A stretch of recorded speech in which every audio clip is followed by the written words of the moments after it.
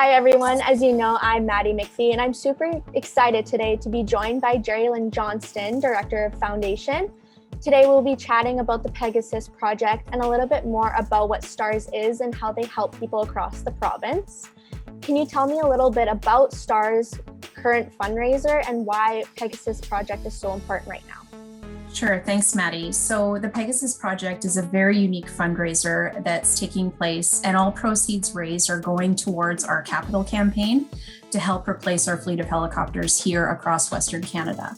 So the Pegasus Project actually kicked off a couple of years ago, and due to COVID, we actually had to postpone taking the car down to Barrett-Jackson to be sold. So we're able to run a road show that's going to be having that car run through the entire province throughout the summer months to showcase and for people of the province to see what the Pegasus car is.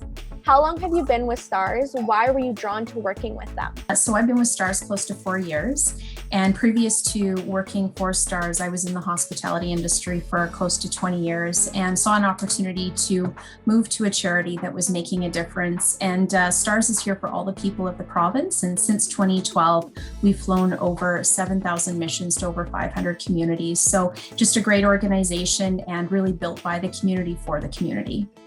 Many of us may not know what a STARS rescue mission is like. Could you explain to me how STARS is alerted and what happens?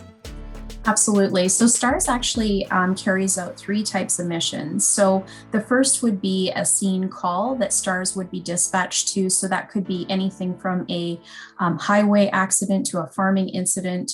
We would be dispatched. We're an extension of 911. So we have an emergency link center that would coordinate emergency response for any calls that come in through 911.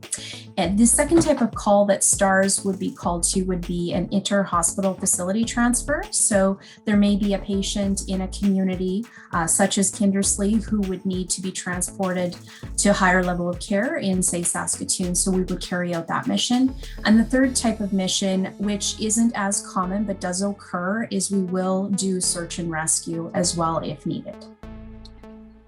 Could you share a little bit about your current fleet and what helicopters you hope to add? And does each helicopter serve a different purpose? So all helicopters serve the same purpose. They're essentially a flying ICU, and we will be dispatched when needed if there is a patient in critical need of our services. Our fleet of helicopters currently is being replaced, and that's why we have launched the capital campaign, which the Pegasus Project is a part of, helping to fundraise funds for. And the fleet of helicopters that we're moving to are H-145 based model, and those will all be in implementation by next year, 2022. Okay, perfect. So thank you so much for meeting with us today and telling us about the Pegasus project. Great, thanks, Maddie.